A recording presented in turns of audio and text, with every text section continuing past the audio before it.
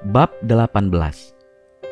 Dan persiapan yang dikatakan Dr. Lee adalah berbelanja pakaian di butik ternama yang berjejer di sepanjang jalan kota Paris dengan merek yang sudah terkenal di seluruh dunia. Anna sempat menolak dan hampir saja kabur ketika Dr. Lee mengajaknya masuk ke dalam butik dengan logo C yang saling terkait yang sangat terkenal itu. Tidak dokter, apa kau tahu berapa harga sapu tangan di dalam sana? Bisik Anna setelah berhasil kabur.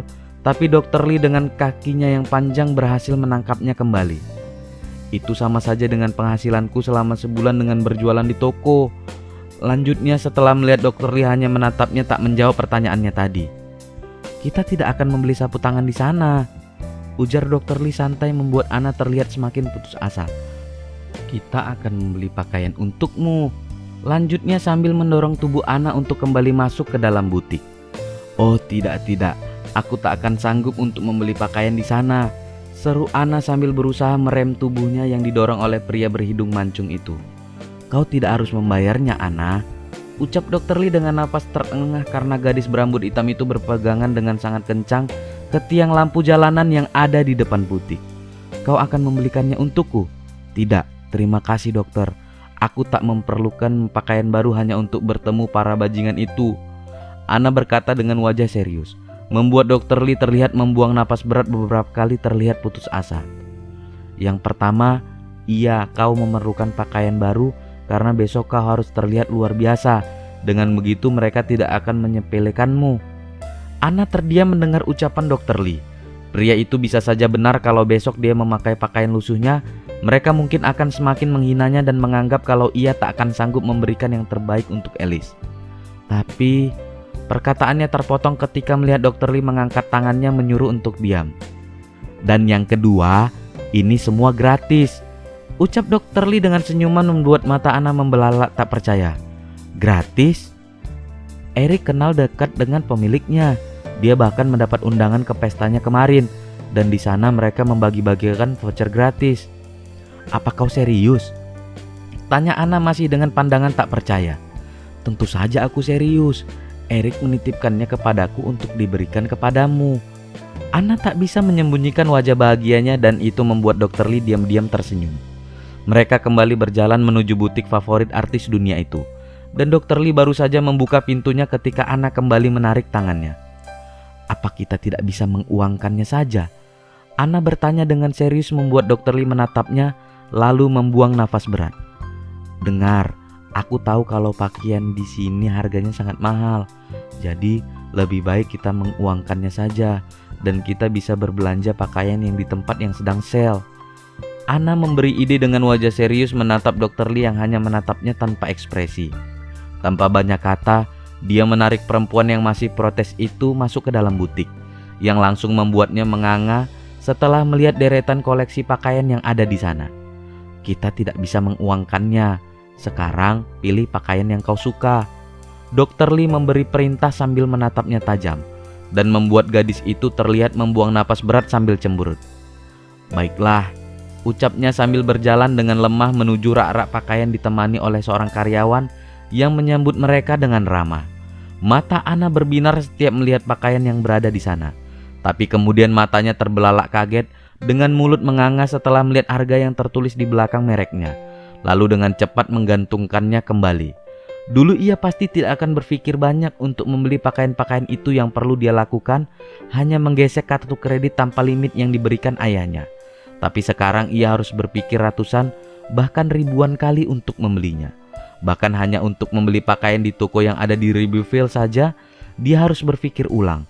Karena sekarang dia adalah seorang ibu di mana kebutuhan anaknya lah yang paling utama baginya. Beberapa menit berjalan tapi Anna belum memutuskan pakaian mana yang akan dibelinya.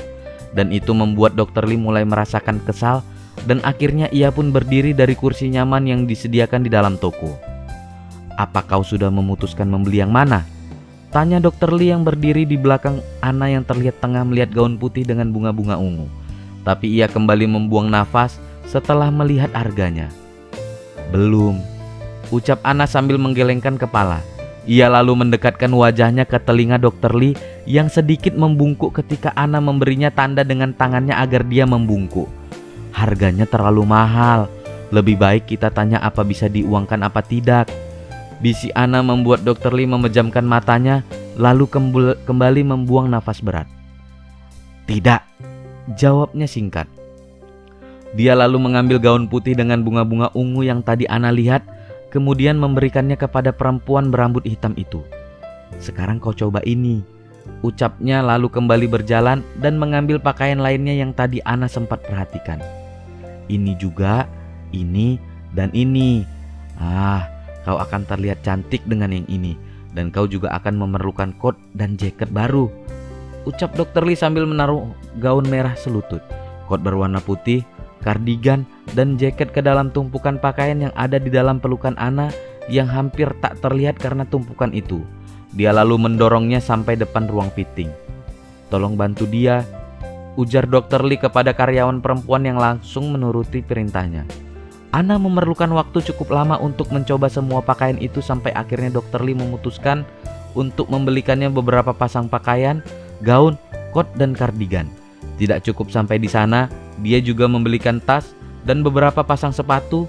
Tentu saja dia juga membelikan Alice banyak pakaian dan juga sepatu. Dan akhirnya disinilah mereka berdua duduk di kursi kafe yang berada di luar ruangan, terlihat begitu lelah dan lapar dengan tumpukan paperback dari nama-nama brand ternama dunia. Aku tak tahu Eric mengenal banyak sekali desainer ternama dan mereka sangat baik dengan memberikan voucher gratis, ucap Ana dengan senyum tak lepas dari bibir merah. Mereka terdiam beberapa saat menikmati suasana malam kota Paris yang terkenal romantis. Dari kejauhan terlihat menara Eiffel yang lampunya sudah menyala menghipnotis semua mata yang menatapnya kagum. Begitu juga dengan Ana yang tersenyum lebar dengan mata berbinar ketika melihatnya.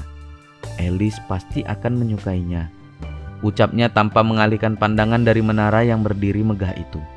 Dr. Lee bisa mendengar kesedihan di balik ucapannya itu. Ia menatap Ana dan tebakannya benar, karena kini ia bisa melihat matanya sedikit berkaca-kaca ketika kembali mengingat putri kecilnya itu. Semua akan baik-baik saja, ucap Dr. Lee sambil menggenggam tangan Ana yang dingin. Bagaimana kalau besok aku mengacaukannya? Tidak, kau pasti akan melakukan yang terbaik.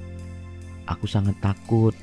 Aku merasa mereka tak akan menyerah begitu saja untuk mendapatkan Alice, ucap Ana, dan Dr. Lee bisa melihat sorot mata ketakutan di dalam mata hitam itu. Dr. Lee semakin erat menggenggam tangan Ana dengan kedua tangannya berusaha menenangkan. Ana, semua akan baik-baik saja. Yang harus kita lakukan adalah berusaha sebaik mungkin dan pada akhirnya biarkan takdir Tuhan yang berbicara. Tapi ingat Ana, kalau Tuhan tak pernah tidur, Dia tahu mana yang terbaik untuk umatnya. Kalaupun besok kita mendapatkan hasil terburuk, ingatlah, pasti ada rencana yang lebih indah yang Tuhan siapkan untukmu. Ana terdiam beberapa saat mencerna dengan baik apa yang tadi diucapkan pria di sampingnya. Sampai akhirnya dia tersenyum mengerti. Dia baru akan membuka mulutnya ketika dua orang pria dengan tinggi menjulang menyapa mereka. Kalian sudah datang, ucap Dr. Lee sambil menatap keduanya dan melepaskan genggaman tangannya. Ana, apa kabar? Sapa Eric sambil menatap perempuan berambut hitam yang menatapnya dengan mata berbinar. Sangat baik Eric, terima kasih banyak untuk voucher-voucher yang kau berikan. Aku tak tahu harus membalasmu dengan apa. Cerocos Ana membuat Eric terlihat bingung. Voucher? Tanyanya bingung. Iya, voucher belanja yang kau titipkan kepada Dr. Lee. Kami telah membelanjakan semuanya, jawab Ana dengan senyum lebar menghiasi wajah cantiknya. Dr. Lee berdehem dengan sangat kencang hingga membuat Eric menatapnya. Lalu pria itu memberi tanda dengan matanya yang langsung dimengerti oleh pelukis itu. Ah, maksudmu voucher yang itu? Seru Eric walau masih terlihat bingung. Iya, voucher yang kau terima dari teman-teman desainermu, ucap Dr. Lee dengan semangat membuat Eric kembali terlihat bingung. Ah iya, tentu saja, teman desainerku. Aku tak tahu kalau kau berteman dengan para desainer itu. Kau seharusnya memberikanku voucher juga, ucap seorang pria yang duduk di samping Eric dengan wajah tak kalah tampan dari keduanya. Tapi Ana bisa melihat sisi jahil sekaligus maskulin dari teman Dr. Lee yang satu ini, yang langsung mengaduh kesakitan sambil menatap Dr. Lee yang memelototinya. Ana, kalau kau mau, aku masih banyak sekali voucher seperti itu, ujar Eric santai dengan seringainya. Benarkah? Tanya Anna dengan mata berbinar. Tentu saja, jawab Erik dengan pasti, membuat Dr. Lee membelalakkan mata menatap mereka. Yah, seru Dr. Lee membuat Erik menatapnya santai. Apa? Tanya Erik santai menggunakan bahasa Korea. Apa kau sengaja ingin membuatku bangkrut? Jawab Dr. Lee masih menggunakan bahasa Korea, yang hanya dijawab Erik dengan mengangkat bahunya dan tersenyum miring, dan membuat Anna menatap mereka berdua bergantian karena tidak mengerti dengan apa yang mereka bicarakan. Hai, kita belum berkenalan, ujar pria di samping Erik dengan senyum lebar sambil menatap Anna yang langsung menatapnya. Aku Jason Park, kau boleh memanggilku Jason, lanjutnya sambil mengulurkan tangan yang langsung disambut Anna dengan ramah. Oh, apa kau yang bekerja di hotel? Tanya Anna penasaran. Iya, aku salah satu chef di sana, jawabnya masih dengan senyum mautnya, membuat Anna tersenyum lebar dengan mata berbinar. Terima kasih banyak untuk voucher hotelnya. Tanpa itu aku pasti tidak akan sanggup untuk membayar sewa per malamnya. Jason membuka mulut lalu menutupnya kembali sambil mengangkat alis. Sampai akhirnya ia melihat Dr. Lee yang memberikan tanda yang sama seperti yang ia berikan kepada Erik tadi. Oh iya, tentu, kapan saja, ucap Jason sambil tersenyum meyakinkan, dan dibalas Anna dengan senyuman tulus. Jason lalu menatap Dr. Lee masih dengan senyumannya. Dia berbicara dengan Korea.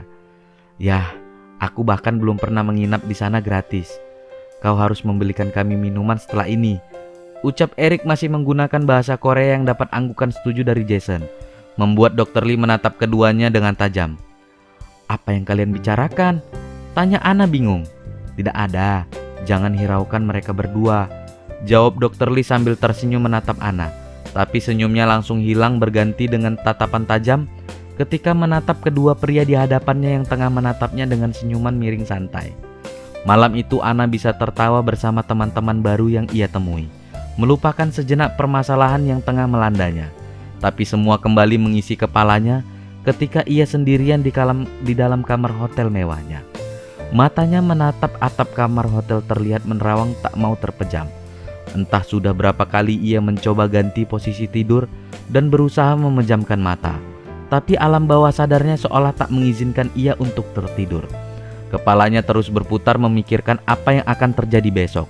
Sampai akhirnya ia terlelap ketika jam menunjuk angka 5 pagi. Hanya beberapa jam sebelum pertemuannya dengan Billy.